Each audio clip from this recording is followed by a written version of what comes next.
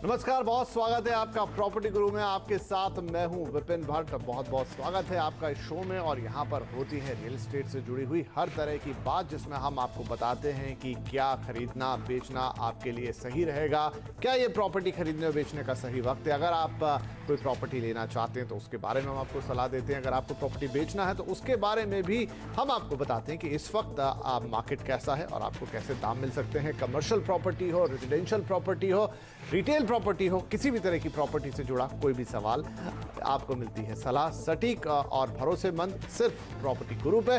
तो आइए आज के शो की शुरुआत करते हैं। आज हमारे साथ कार्यक्रम में शामिल हो रहे हैं JLL के India head mid markets Mohammad Aslam साहब। सर, बहुत स्वागत है आपका प्रॉपर्टी गुरु में। और हम उम्मीद करते हैं कि आप एकदम स्वस्थ और सुरक्षित होंगे और अपने घर पर ही हैं।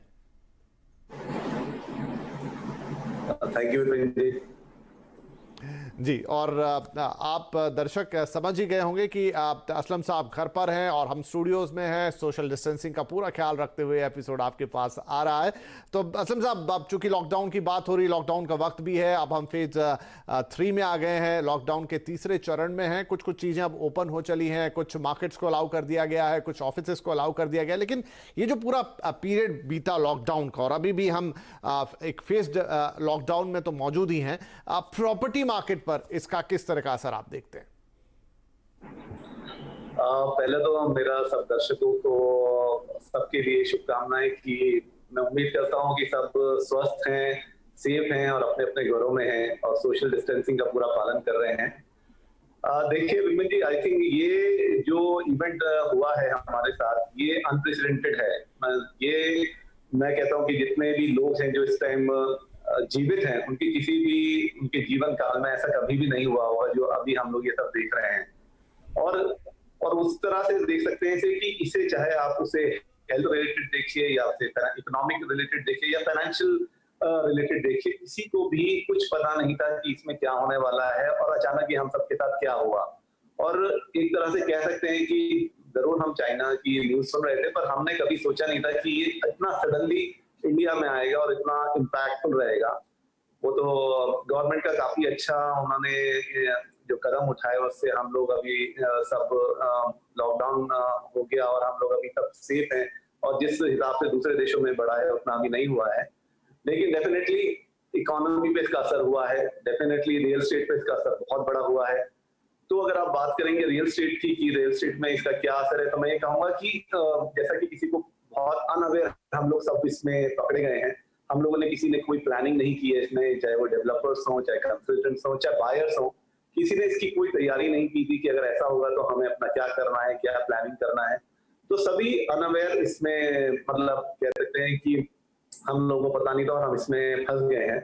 लेकिन उसके चलते हुए भी अभी लॉकडाउन को ऑलमोस्ट 40 दिन हो चुके हैं, मोर देन दैट। लेकिन इसमें हम लोगों ने क्या किया है कि जो डेवलपर्स है उनका फेज वाइज रिएक्शन चेंज हुआ है या काम बढ़ा, या किसी भी इंडस्ट्री को ले लीजिए, वो बहुत फेज वाइज हुआ है कि पहला हफ्ता ऐसा किया कि सब सडनली ये हमारे साथ क्या हुआ, लेकिन फिर दूसरे हफ्ते से उम्मीद हुई कि हाँ चलिए ये एब्जॉर्ब हो गया, लेकिन अब हम काम करेंगे और ठीक रहेगा। और वहां से थोड़ा थोड़ा इसको पॉजिटिविटी की तरफ आया। फर्स्ट वीक बहुत नेगेटिव था। तो इस लॉकडाउन में भी मैं कहूंगा कि कुछ डेवलपर जो कि दूरदर्शिता रखते हैं या उनका फोरसाइटेड है, उन्होंने इसमें अपना धैर्य नहीं खोया। या जो बायर्स हैं उनकी भी मैं बात करूंगा इसमें कि उन्होंने इस चीज के ऊपर, इस चीज के लेकर उन्होंने अपना दिल नहीं तोड़ा या उन्होंने अपना धैर्य नहीं खोया और वो लोग आपस में टच में रहे। और उसके चलते हुए आपको मेरे ख्याल से न्यूज रही होंगी कि कुछ अच्छे बड़े डेवलपर्स ने इस लॉकडाउन में भी सेल किया है। तो चाहे वो बीटीपी ग्रुप हो जो पुणे में है, उन्होंने 150 फ्लैट बेचे हैं, लोढ़ा ग्रुप हो, कोल्टे पाटिल हो या एम्बेसी ग्रुप हो, इस सारे जो डेवलपर्स हैं उन्होंने अपना काम जारी रखा है। तो डेफिनेटली इस रियल एस्टेट पे इसका इफेक्ट ये रहेगा कि थोड़ा अभी आगे चलते हुए अगर हम देखेंगे तो अपने जो नए लॉन्चेस हैं वो थोड़े स्लो हो जाएंगे, सेल शुरू में थोड़ी स्लो रहेगी, लेकिन इसके ऊपर लोगों ने बहुत सोचा होगा, बहुत प्लानिंग किया होगा। और मैं कहता हूँ अगर इस लॉकडाउन में भी लोगों ने बाय किया है तो कुछ सोच के ही बाय किया होगा। तो उम्मीद तो ये है कि डेफिनेटली लोग इस चीज को लेंगे कि हाँ, डेवलपर्स और बायर्स दोनों, मैं कहूंगा कि एक जॉइंटली इस बारे में ठीक सोचेंगे। डेवलपर्स भी थोड़ा अपने प्राइस सॉफ्ट कर सकते हैं टू अट्रैक्ट बायर्स, क्योंकि बायर्स को कॉन्फिडेंस देना है इस दौरान। उनको वो कुछ एक्स्ट्रा फ्रीबीज दे सकते हैं, या उनको कई डेवलपर्स ने किया भी है कि आपको जीरो कैंसिलेशन के ऊपर आप बुक कीजिए, अगर आपको आगे कैंसिल करना है फ्लैट तो आपको जीरो चार्जेस लगेंगे। तो इस तरह की बहुत चीज डेवलपर्स ने की है जिनको इसमें इस बार जिनको इसका फायदा भी हुआ है, उन्होंने इस लॉकडाउन में सेल भी किया है।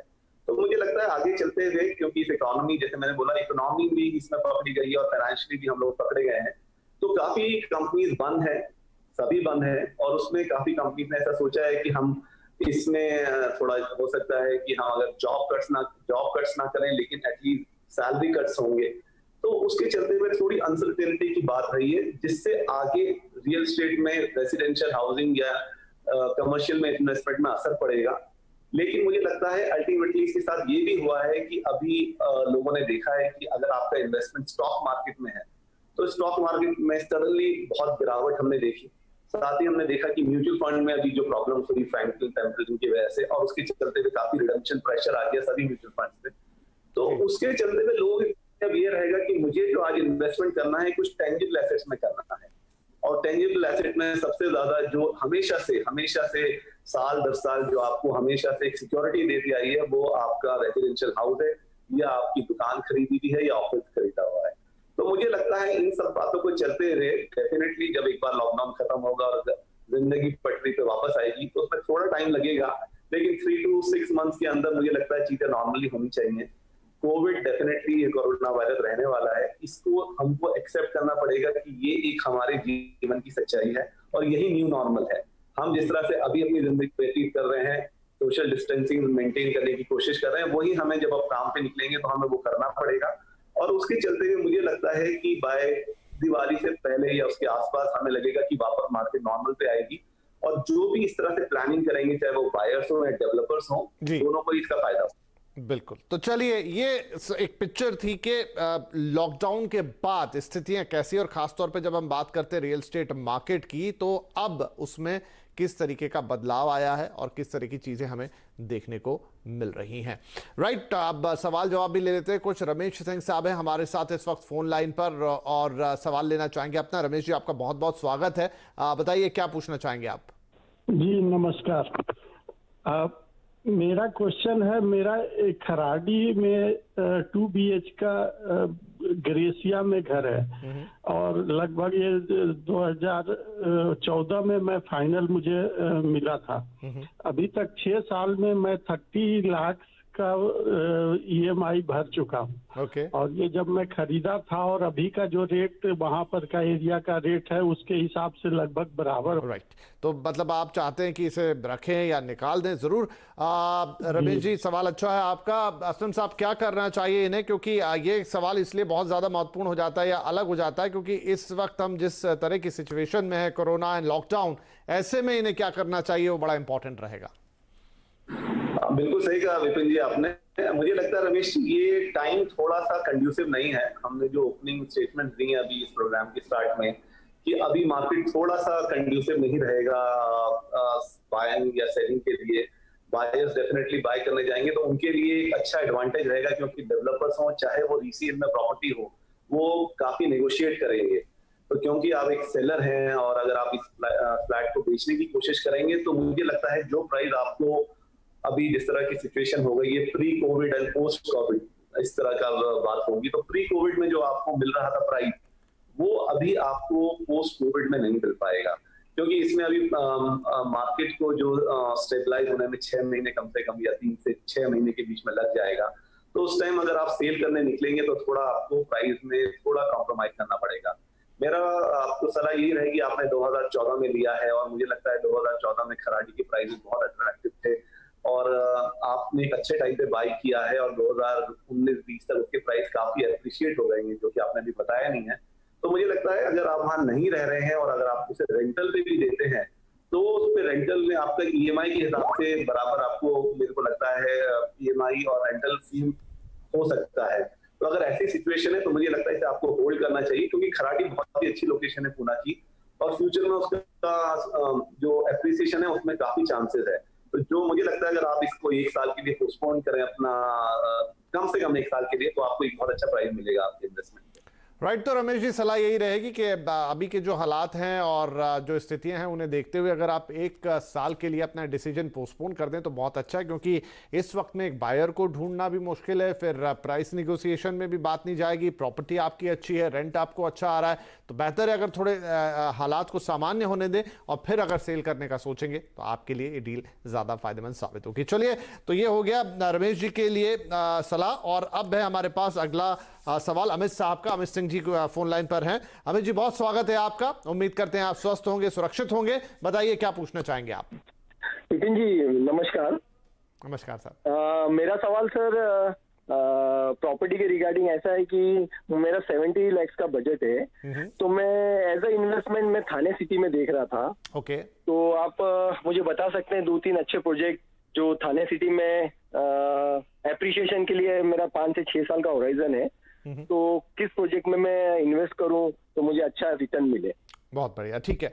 तो असलम साहब, अमित जी ठाणे में निवेश करना चाहते हैं, 50 से 70 लाख तक का बजट रख रहे हैं आप और अच्छा रिटर्न भी चाहेंगे ही चाहेंगे। तो इसमें मैं अपना सवाल भी जोड़ देता हूं कि अभी जैसा आपने कहा कि बेचने के लिए वक्त मुनासिब नहीं है, तो खरीदने के लिए भी मुझे लगता है जब थोड़ी स्थिति सामान्य होगी तभी लोग घर से बाहर निकलेंगे, लेकिन तब क्या उन्हें बेहतर डील मिलती हुई नजर आएगी? और फिर इनका जो ठाणे वाला सवाल है वो भी। देखिए, बहुत अच्छी बात है कि ये इस टाइम इनके पास बजट भी है 60-70 लाख का और ये खरीदना चाहते हैं। थाने अपने आप में एक बहुत अच्छा लोकेशन है, इनफैक्ट अपने आप में एक सिटी है, और जिस तरह से उसका डेवलपमेंट हुआ है पिछले 5 सालों में, तो हमने देखा है कि काफी अप्रिसिएशन हुआ है वहाँ पे, चाहे आप रेसिडेंशियल की बात की जाए और कमर्शियल तो वहाँ पे बहुत अच्छा कर रहा है। तो मैं कहता हूँ प्री कोविड काफी अच्छा कर रहा था कमर्शियल, और प्राइसेस भी बहुत ज्यादा उसमें बढ़ गए थे, लेकिन डेफिनेटली पोस्ट कोविड में आपके पास एक बहुत अच्छी अपॉर्चुनिटी है कि आप जिस तरह से ये लॉकडाउन खत्म होता है तो आपको अपना एक ड्यू डिलिजेंस करना पड़ेगा इसमें। देखिए, प्रोजेक्ट जैसे आप नाम पूछ रहे हैं तो देयर आर मेनी प्रोजेक्ट्स जो घोड़बंदर रोड पे आपको लगातार मिल जाएंगे। आपको कई प्रोजेक्ट हैं जो स्टेशन के पास आ रहे हैं, वहां पे आपको मिल सकते हैं, और कई प्रोजेक्ट हैं जो काफी इंडस्ट्रियल स्टेट जो है थाने की उसके आसपास काफी प्रोजेक्ट बन रहे हैं। पर मेरा इसमें आपको कोई भी प्रोजेक्ट सजेस्ट करने से अच्छा मैं आपको ये एडवाइस करूंगा कि आप अगर इस टाइम जो कंप्लीटेड प्रोजेक्ट्स हैं या कोई रीसेल के लिए हैं, तो वो डेफिनेटली इस चीज का उसको पूरा फायदा उठाना चाहिए। तो मुझे लगता है आपके पास एक अच्छा मौका है।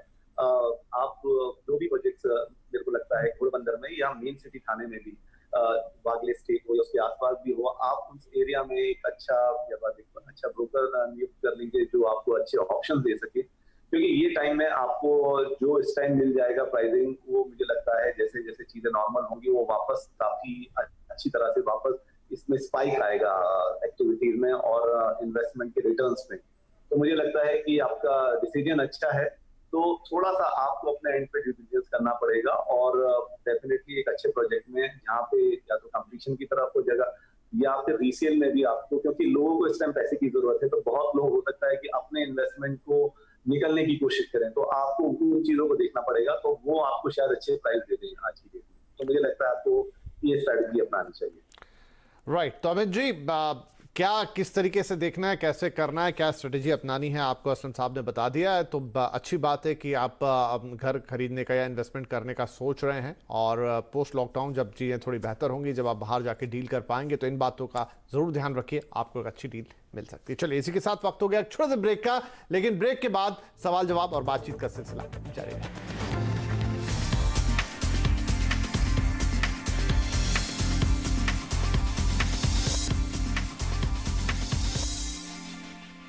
Welcome back. प्रॉपर्टी गुरु में आपका एक बार फिर स्वागत है। हम दे रहे हैं आपके सवालों के जवाब, और हमारे साथ बने हुए हैं जेलेल से मोहम्मद असलम साहब। तो चलिए, अब लेंगे एक ऐसा सवाल जिसे हम कुछ दिन पहले भी प्रॉपर्टी गुरु में ले चुके हैं। ये सवाल हमें भेजा था हमारे दर्शक विमल कुमार साहब ने मुंबई से, और ये सवाल था कि मुंबई के गोरेगांव ईस्ट में GNV बिल्डर के प्रोजेक्ट ओम त्रिमूर्ति के बारे में, जहां पर वो निवेश करना चाहते थे। हम दर्शकों को यहां पर ये बता देना चाहेंगे कि पिछली बार भी जब ये सवाल हमारे पास आया था, तब असलम साहब भी प्रॉपर्टी गुरु के तौर पर हमारे कार्यक्रम में मौजूद थे। आज हम ये सवाल दोबारा इसलिए ले रहे हैं क्योंकि उस वक्त इस प्रोजेक्ट को लेकर कुछ तथ्य जो रखे गए थे उसमें थोड़ा बदलाव होने जा रहा है। खासतौर पर प्रोजेक्ट की जो लॉन्च डेट को लेकर जो बात कही गई थी उसमें कुछ भूल हुई थी, जिसे भूल सुधार के तौर पर आज हम ले रहे हैं।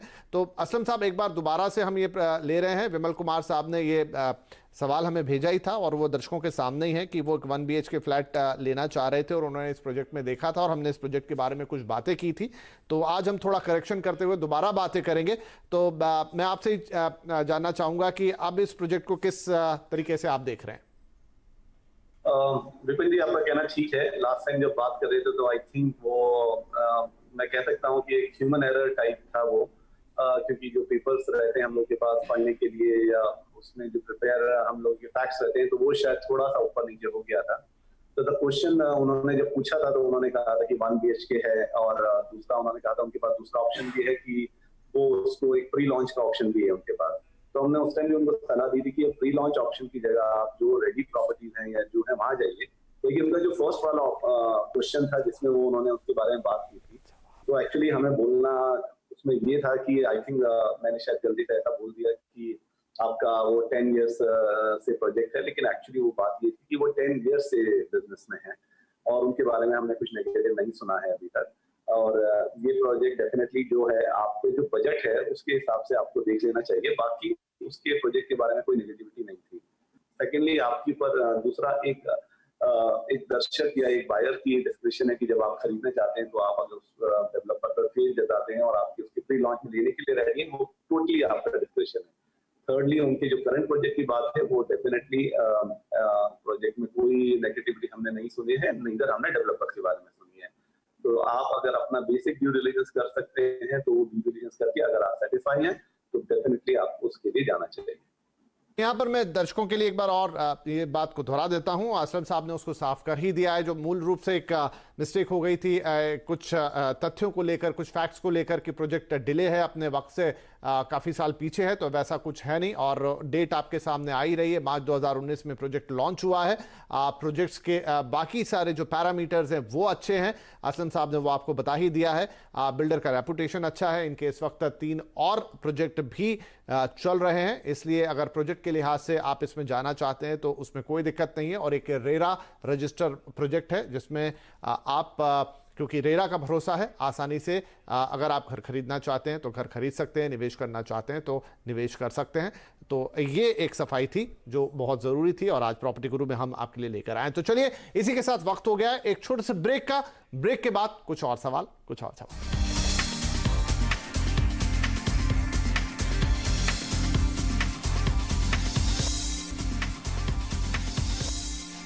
Welcome back. आप देख रहे हैं प्रॉपर्टी गुरु और बातचीत का सिलसिला यहाँ जारी है। असलम साहब हमारे साथ बने हुए हैं। फटाफट एक ईमेल हम ले लेते हैं जो कि संदीप गुप्ता साहब ने दिल्ली से भेजा और वो पूछना चाहते हैं कि दिल्ली में दिल्ली एनसीआर में Yamuna express way development authority का एक प्लॉट उनके पास है। सेक्टर 20 में ये प्लॉट है 300 स्क्वायर मीटर का, साथ ही सेक्टर 22D में एक 1 BHK भी है। अब ये है उनका मन कि ये दोनों प्रॉपर्टीज बेच दी जाए और ग्रेटर नोएडा में कुछ री इन्वेस्टमेंट कर दिया जाए। असलम साहब, तो इस वक्त प्रॉपर्टी बेचना भी है और खरीदना भी है, क्या सलाह होगी आपकी? Vipin ji, part of previous answer only कि इस टाइम बेचना ठीक नहीं रहेगा, आपको आपकी डिजायर्ड प्राइस नहीं मिलेगी। अगर गुप्ता जी ने पहले प्री कोविड इस पे थोड़ा सा रिसर्च किया होगा तो उनको एक प्राइस मिल रहा होगा जो कि अब मुझे लगता है रीनेगोशिएट हो जाएगा अगर कोई बात भी चली होगी। मुझे लगता है कि उनको थोड़ा सा होल्ड करना चाहिए। सेक्टर 22 वैसे भी एक अच्छी लोकेशन है ग्रेटर नोएडा में, उसकी कनेक्टिविटी यमुना एक्सप्रेस से बहुत अच्छी है जो आगे जाके आगरा को कनेक्ट होती है। तो ओवरऑल उसके जो प्रोस्पेक्ट्स हैं वो काफी अच्छे हैं, उसके आसपास जो सोशल इंफ्रास्ट्रक्चर है वो भी काफी ठीक है। मुझे लगता है उनका दूसरा जो भी 1 BHK वो भी अच्छी लोकेशन पे है। अभी एनसीआर में क्योंकि गवर्नमेंट काफी काम कर रही है उसको डेवलप करने के लिए, स्पेशली ग्रेटर नोएडा और नोएडा के लिए। अभी आप देखेंगे कि तो वो जेवर जो सेकंड इंटरनेशनल एयरपोर्ट है एनसीआर का वो आ रहा है, उसके आने के बाद काफी इकोनॉमिक एक्टिविटी बढ़ने के चांसेस है। तो मुझे लगता है ओवरऑल उनको थोड़ा सा इसको होल्ड करना चाहिए। आपने जब भी ये लिया था डेट नहीं पता, लेकिन अगर वो आप होल्ड करेंगे और 6 महीने या 1 साल का इसे और होराइजन दीजिए, उसके बाद देखिए अगर आपको अच्छी डील सामने मिल रही है तो डेफिनेटली आप उसकी लेकर जा सकते हैं। जी चलिए, इसी के साथ हमारे लिए आज का वक्त भी समाप्त हो रहा है। असलम साहब, बहुत शुक्रिया कि इस वक्त भी आपने हमारे लिए वक्त निकाला और हमारे दर्शकों के सवालों के जवाब दिए। हमारी शुभकामनाएं, आप भी सुरक्षित रहें और स्वस्थ रहें। और यही हमारे सभी दर्शकों को भी शुभकामनाएं कि आप इस वक्त में सुरक्षित रहें, स्वस्थ रहें। और अगर आपके घर जाने का घर से बाहर जाने का कोई ज़रूरी काम नहीं है तो घर से बाहर फिलहाल ना निकले और नियमों का पालन करें। चलिए, इसी उम्मीद के साथ आपसे लेते हैं इजाज़त और फिर कुछ और नए सवाल और नए जवाब और प्रॉपर्टी के बारे में ताज़ा जानकारी लेके अगले एपिसोड में आपसे मुलाकात करेंगे। तब तक के लिए नमस्कार।